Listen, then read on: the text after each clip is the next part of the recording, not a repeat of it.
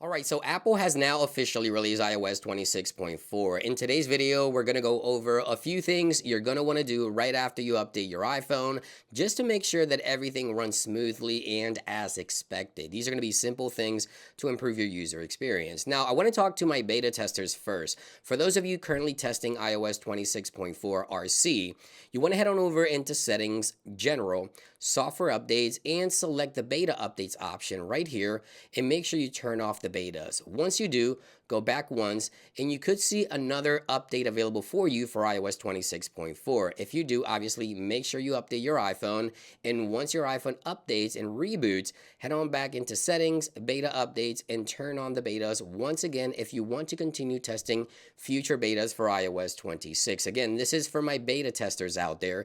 If you want to get the official final build, this is how you do that. Now, next I want to talk about the keyboard. With iOS 26.4, Apple has improved the accuracy of the keyboard when typing quickly. Now, I've noticed on this iPhone 17 Pro Max, after resetting the keyboard on this iPhone, it's improved quite a bit with accuracy in terms of swipe, predictions, and the accuracy when typing quickly. So if you want to go ahead and reset the keyboard on your iPhone to improve the accuracy, head on over into Settings, go under General, scroll down until you find the transfer or reset iPhone options, select that, and then click on reset. This will give you several options, but you want to select reset keyboard, this option right here. Again, I've noticed that after resetting the keyboard on iOS 26.4, the accuracy for predictions, swiping, and even quickly typing on my iPhone has improved quite a bit when compared to other iPhones that I did not reset the keyboard. So that's one thing you may want to look into after you update.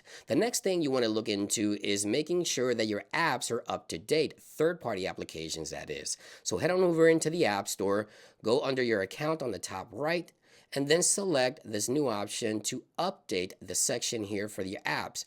Now, once you click here, you want to go ahead and swipe and refresh just to see if you have any additional app updates. If you do, as you can see right there, make sure that you update all your applications on iPhone in order to improve the user experience with your third-party apps. Keep in mind that oftentimes application updates do not happen quickly, so you may want to do this manually in order to make sure that your third-party applications are not crashing or causing any overload or overheating of the software, and just to make sure that everything is running as intended. And the third thing I recommend you do is you go into Settings after you update, head on over into General, go under Software Updates, and click into the More Details here.